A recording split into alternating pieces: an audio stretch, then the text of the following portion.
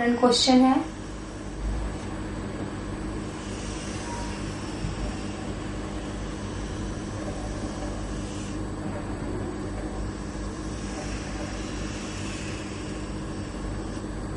ये देखो बेटा, दिस इज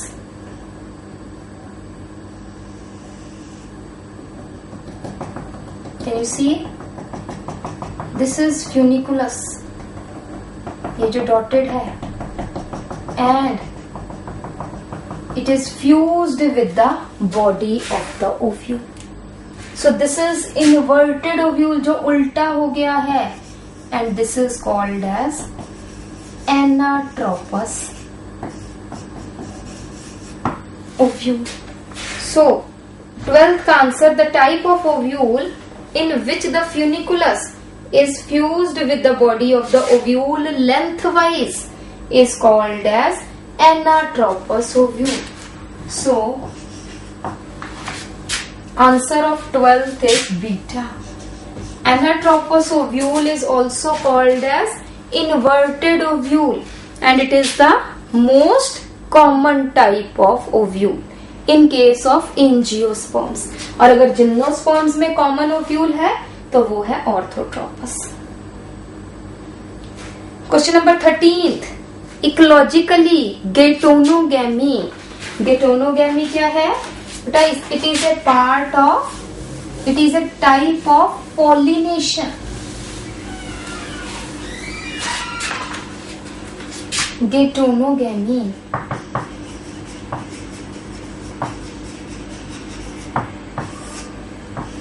ये प्लांट है, ये फ्लावर है, एक्सक्यूज मी, ये फ्लावर है.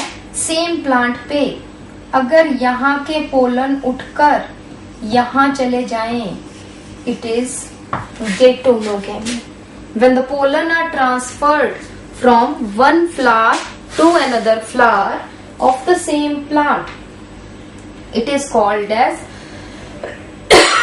it is called as gatonogamy.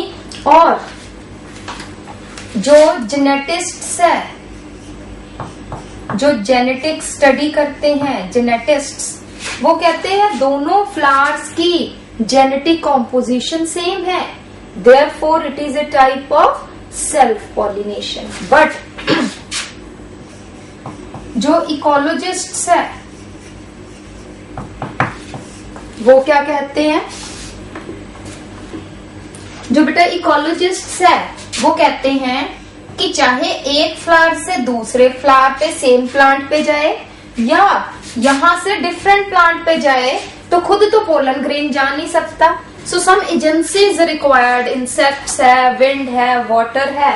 So according to ecologist point of view, gatonogamy is a type of cross pollination, which is also called as xenogamy, or it is also called as allogamy. तो यहाँ पे question क्या है बेटा? Ecologically, ecologically means ecological point of view से it is a type of cross pollination. So 13th is C. Next आ जाता है 14th, पॉलीस्पोरी. पॉलीस्पोरी क्या है कि जब बचे microspore mother cell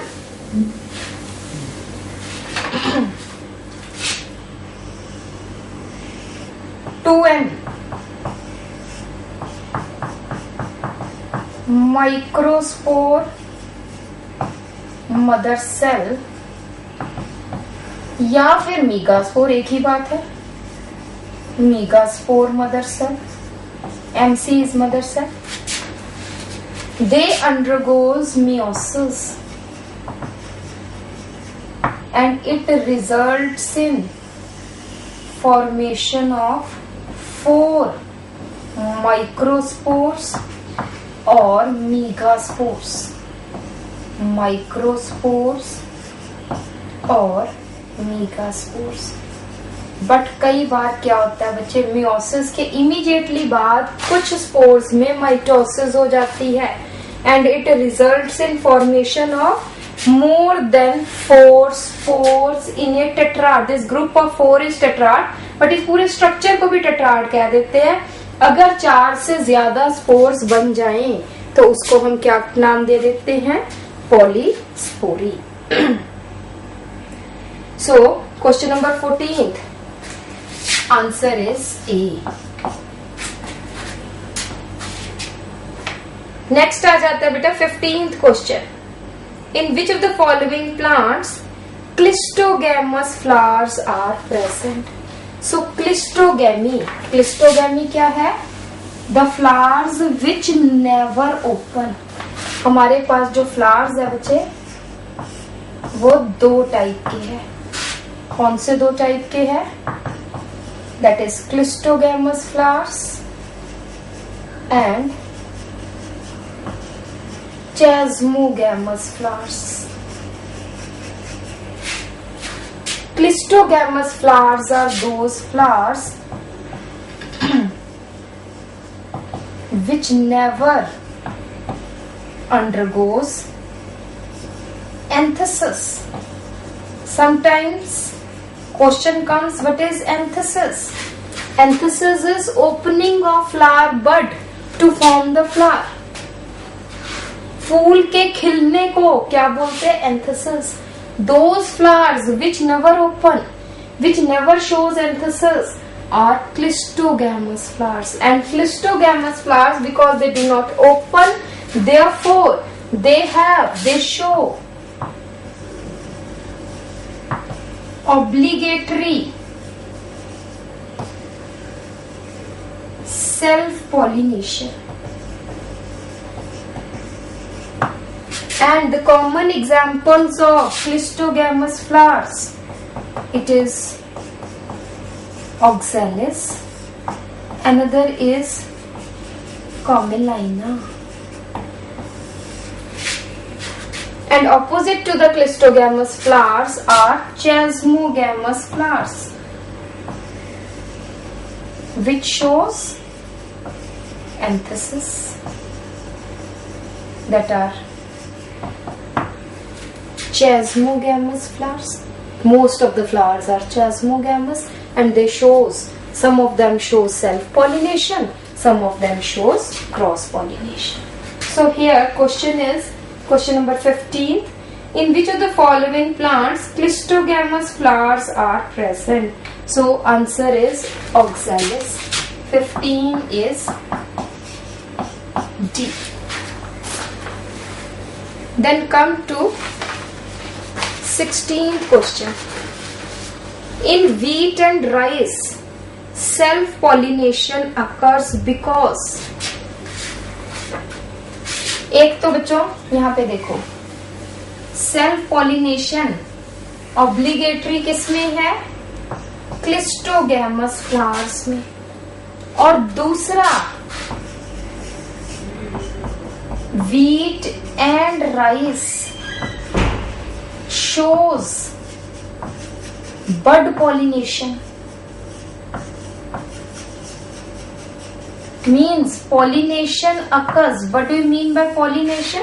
It doesn't mean that flower doesn't open. Flowers open, but pollination occurs before anthesis in the bud condition. और वो कब हो सकता है, जब एंथर और स्टिग्मा पहले ही, एंथर एंड पिस्टिल कह लीजिए, they mature before opening of bud, before anthesis. So that is bud pollination. So bud pollination is different from clistogamous. ये flowers खुलते हैं, but खुलने से पहले ही इनमें क्या हो चुकी होती है, pollination. और अगर pollination खुलने से पहले ही हो चुकी है, इसका मतलब कौन सी pollination है, self pollination. So 16th answer is beta. Anther and stigma mature before opening of bud. So 16th is B.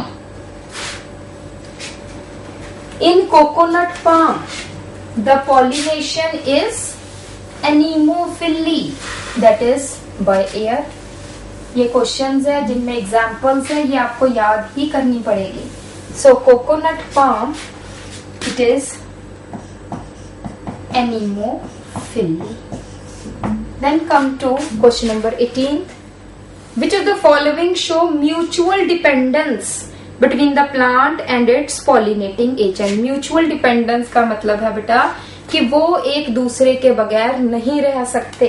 तो that is ficus and wasp blastophaga. 18th B. ऐसा क्यों? क्योंकि जो फाइकस प्लांट है it can not be pollinated by any other insect, और जो Blastophaga है वो फाइकस के ही फ्लावर्स, न्यूटर फ्लावर्स को खाता है. उसके जो लार्वा है they eat the neuter flowers of ficus only.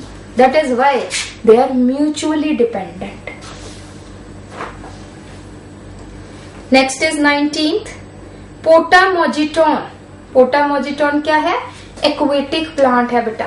तो कॉमनली हमें ये लगता है कि पोटामोजिटोन है, एक्वेटिक प्लांट है, तो पॉलिनेशन किससे होगी? वाटर से होगी. But no, Potamogeton is a hydrophytic plant which is pollinated by wind. So it is anemophilous. Question number 19, answer is C. ये चीजें याद ही रखेंगे आप. Which of the following shows diacliny? Diacliny ये याद रखना है बच्चे. Diacliny और dioecious और unisexual. ये 2012 के CBSE PMT का क्वेश्चन है बेटा. Which of the following shows diacliny? So answer is papaya. It is delta. Papaya is unisexual. Separate male and female papaya are there. Pitfall mechanism. Pitfall mechanism जो है it is meant for pollination by insects. Insects flower के अंदर जाता है और एकदम flower close हो जाता है and it appears that the insect has fallen into pit, and that is in case of Aristolochia. Answer is A, 21A. Pitfall mechanism is found in Aristolochia. Next is 22nd, prepotency. Prepotency का क्या मतलब है बच्चे? कि let us say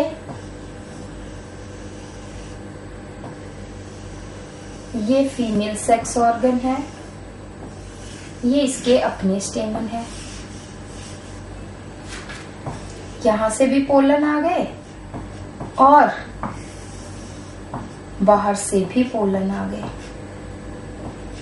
मैं dark कर रही हूं जो बाहर से आई है. एंड जो दूसरे प्लांट के पोलन है they have the more ability to germinate rather than its own pollen. तो चाहे तो सेल्फिंग भी हो सकती है, क्रॉसिंग भी हो सकती है, but because the foreign pollen have more potential to germinate, therefore due to prepotency there occurs cross pollination.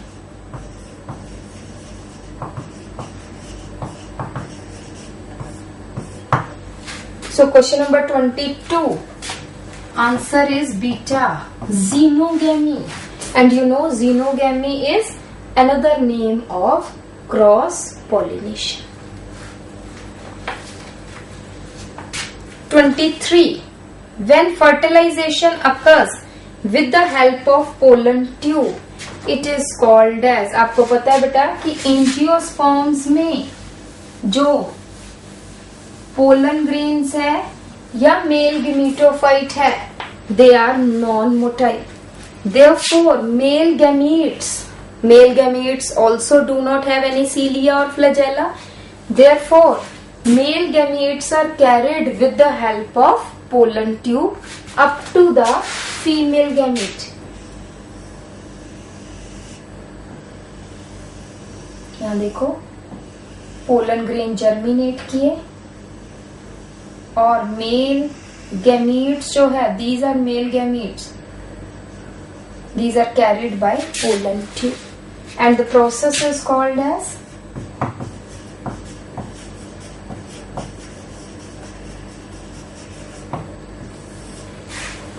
साइफोनोगैमी. ठीक है जी. तो साइफोनोगैमी क्या है बेटा? Pollination with the help of pollen tube, fertilization with the help of pollen tube, not pollination but fertilization with the help of pollen tube is siphonogamy. और इसके opposite क्या होता है? That is ज़ोइडोगैमी. ज़ोइडोगैमी क्या है? When this is male gametes are ciliated and motile. No pollen tube is required. That is called as zoidogamy. Lower plants में होती है bryophytes and pteridophytes. So 23. It is D, siphonogamy. Then 24th, karyogamy. Karyon. Karyon का क्या मतलब होता है? Karyon is nucleus. Gamy is fusion. So karyogamy, fusion of nuclei. So it is delta. 24th का answer है D. Fusion of two nuclei is called as karyogamy. Question 25. How many pollen mother cells should undergo meiosis to form 64 pollen grains? Simple question है. 64. One meiosis से you know कितने pollen grains बनते हैं? 4 pollen grains. तो 64 कितनी meiosis से बनेंगे? It is 16. So 16 meiosis are required to form 64 pollen grains. So 25 का आंसर है. अब मैं ये वाला सीक्वेंस रब कर रही हूँ बेटा, आपने नोट कर भी लिया होगा.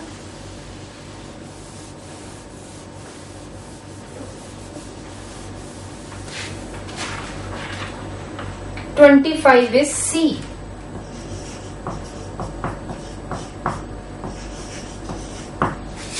Then quickly come to question number 26. Female gametophyte. आपको पता है, अब हम थोड़ा सा यहाँ कर लें.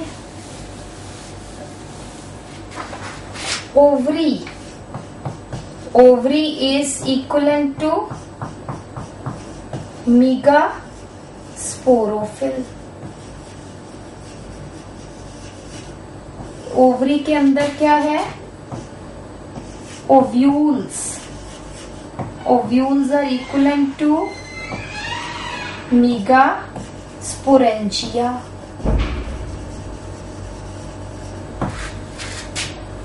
ओव्यूल्स के अंदर है megaspore. Mother cell, it undergoes meiosis to form megaspore. जो megaspore है हम इसको क्या बोलते हैं? First cell of female gametophyte, and it develops into embryo sac, that is mature female gametophyte. ठीक है जी. तो क्वेश्चन है female gametophyte of an angiosperm is embryo sac. And you know the most common type of embryo sac in angiosperms is polygonum type of embryo sac. So 26 answer is A. ठीक है जी, बहुत type की embryo sacs है, but polygonal type of embryo sac is the most common. तो ये आपने note कर लिया होगा, right. Then come to 27th, the proteins which determine the compatibility. कि भी पोलन अपना है कि किसी और प्लांट का, ये ना हो कि मैंगो के ऊपर गुआवा का पोलन आ गया हो, तो मैंगो के ऊपर कौन सा पोलन जर्मिनेट करेगा, सिर्फ मैंगो का ही पोलन। तो उसको रिकॉग्नाइज करने के लिए जो प्रोटीन्स है, they are present on stigma. 27th answer is A, the compatible proteins are present on the stigma.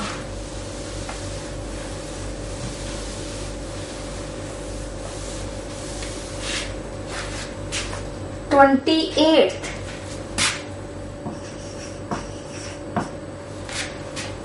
the vascular strand for the supply of nourishment to the ovules।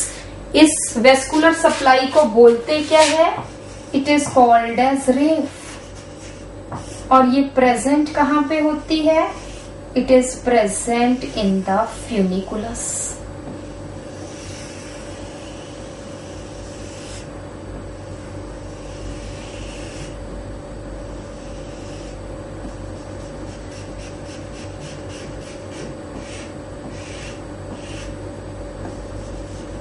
ये देख रहे जो डार्क बना रहे हैं, this is raphe and it is present in funiculus. तो 28th is C. Come to 29th question, entry of pollen tube into embryo sac. अब यहीं पे ही देख लेते हैं, लेट अस सी। ये इसके अंदर, ये तो न्यूसेलस था, न्यूसेलस